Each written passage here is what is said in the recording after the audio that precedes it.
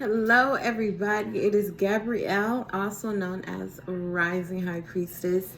I am here today with your love focus spread. I decided to pull 4 quick cards. I don't know why it touched me, but Spirit said some people are really wondering what is going on with their relationship, with their love situation. What's the reason it's weird, or what do I need to do? A lot of you are in angst right now. A lot of you are in between in the love. And what I mean by that is the relationship might be a little iffy as we step into the love holiday tomorrow, right? And so I'm going to let you know, as Spirit is telling me, what is it that your partner is needing right now, where they're looking for you to do. Before we get started, I want you to smash that subscribe button. Make sure you share this video. If this reading resonates with you, comment below, drop a heart, drop a star sign, something just to let me know you're here. I try to send a heart to every comment I see. And let's get started. Before I began, I took a photograph. There is an amethyst stone. There's a rose quartz, a citrine, and a regular quartz crystal.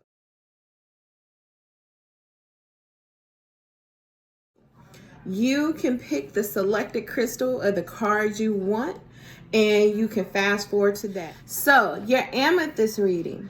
The amethyst was the very first card that came up. And this card speaks of jealousy. Pull this up a little bit more for you.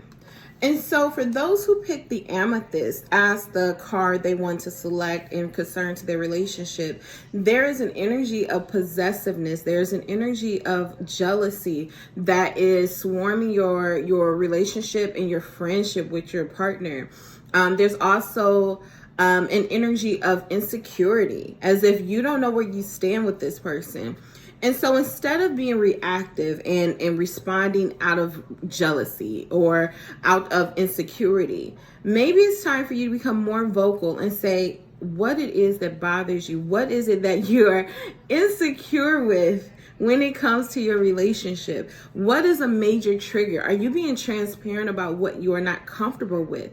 What is it that your partner does that does not sit well with you? This card is telling you to not just respond in jealousy, but this is a great time to communicate. And perhaps the way you're communicating needs to be approached differently as well. You do not want to come fighting out of a corner and just throwing accusations, but you just want to become very transparent and make sure that when you are conveying your message, that is not from a space that is emotional, but from a space that is logical and practical, and saying, you know what, this is how this behavior makes me feel.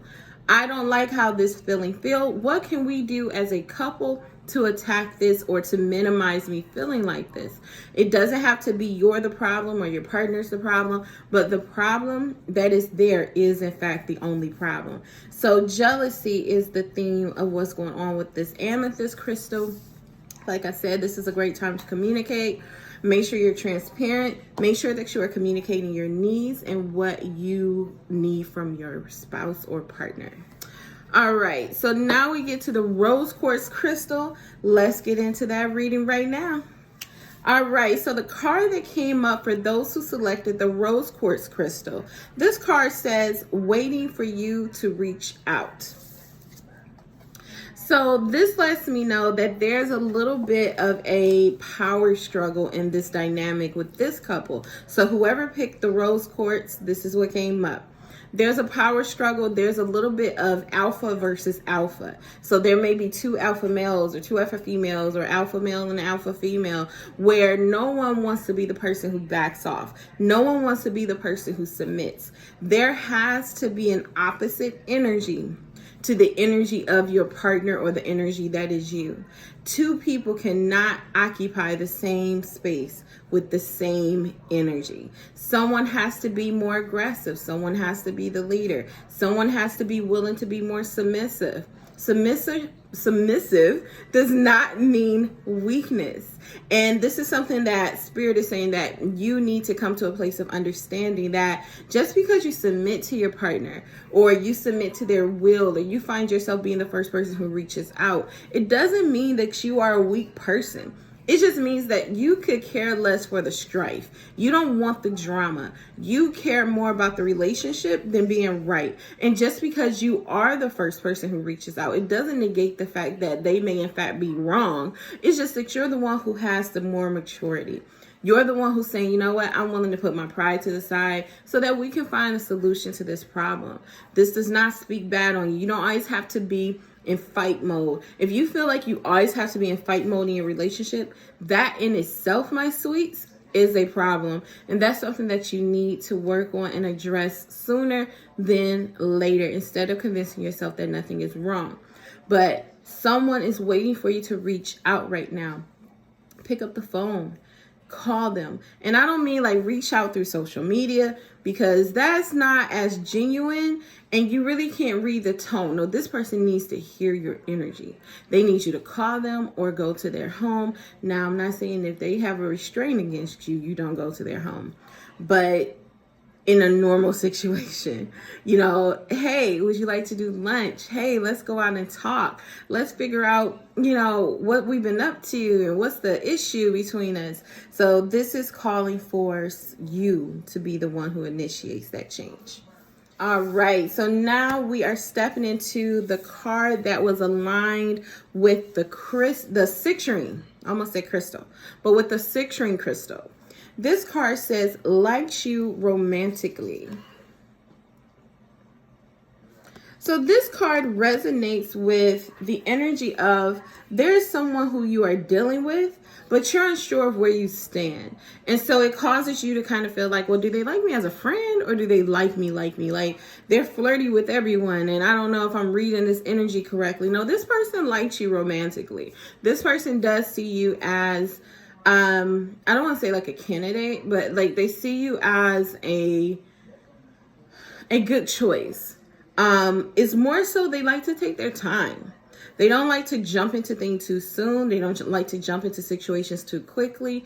They want to make sure that when they say that to you, or when they put that on the table, that they are sincere and they are ready for that commitment. And so until that point is reached, they're going to still occupy themselves with other people. And they're not going to be jealous if you do it. They're not going to feel a way if you step out and meet other people, because they're not looking at you in an exclusive way right now. They like you romantically, but you guys are not exclusive, and they don't want you to feel possessive over something that isn't technically yours right now. And the same goes for them. And so if you are okay with, you know, not dating exclusively, but still talking to other people and just being patient with this person, you are going to see that they are going to come around. It's probably going to be a few months. For some reason, this person is a little slow when it comes to love and liking and all that other lovey-dovey energy. It takes them a good amount of months to get to a point where they say, okay, I want to date you exclusively. I want to be connected to you, paired to you, whatever you want to do. I like you. They have a really hard time doing that because they have this fear of failing, you know, and that feel of failure connects right to relationships. And so their way of getting away from that is, I'm gonna just draw this out. So this might be a 4, 5, 6 month courtship with this person. Less likely 6 months, but you are looking about 4.5 to 5 months of this person playing it really coy and playing it really, really cool when it comes to relationships and dating exclusively. All right, so the next and final card that came up, which was under the Quartz crystal, and we are about to begin that now, actually. So the final card that came up under the Quartz crystal says, we'll make it right. So this card comes when there is some strife in the relationship. There is an opposition, there is calamity, there may even be a crisis in the relationship. And you have no idea how this is going to be saved. You're not willing to exert the energy. And up until this point, you really didn't know if that person was willing to do so too. But it's showing that this person, your partner, your interest, your love interest, they know that they've done something wrong. They know that they have wronged you. Their pride was in the way for a little minute, their ego and things of that nature, but they are trying to figure out how can they correct this. They're actually seeking out advice from women that they respect, more likely elderly women in their family, their grandmothers, their aunts. You know, how can I rectify this with this woman? You know, what did I do that was so wrong? You know, how can I change it? They're trying to figure out a non-cheesy way to approach the problem, but to win you back. And they're going to come Casanova style when they do. It's going to be a swoop in. And it's going to be like, listen, this is what I did, but let's not let that distract us from the bigger picture. I love you. You love me. Let's approach this problem as a we. Okay. And so this person is really going to come through and save the relationship. They are going to make it right. You are not looking at the end of your relationship. You're looking at a test. You are looking at a bump. You have to remain open for the possibility of it growing, because if they come in like Casanova and you shut them down repeatedly, eventually they're going to stop their pursuit of you. And so if you really want this relationship, you have to allow that window of opportunity to remain open and remain open-minded and say, okay, if they come correct, I'm willing to hear them out. Everyone deserves that chance. And that, my loves, concludes your reading for today. I hope your card, your crystal resonated with you. If it did, like I said, drop me some hearts, hit me with some comments, and smash that subscribe button. You can also book your private one-on-one session with me, the priestess, at risinghighpriestess.com. Be sure to follow me on Instagram at risinghighpriestess, and I will talk to you guys tomorrow. All right? Mwah.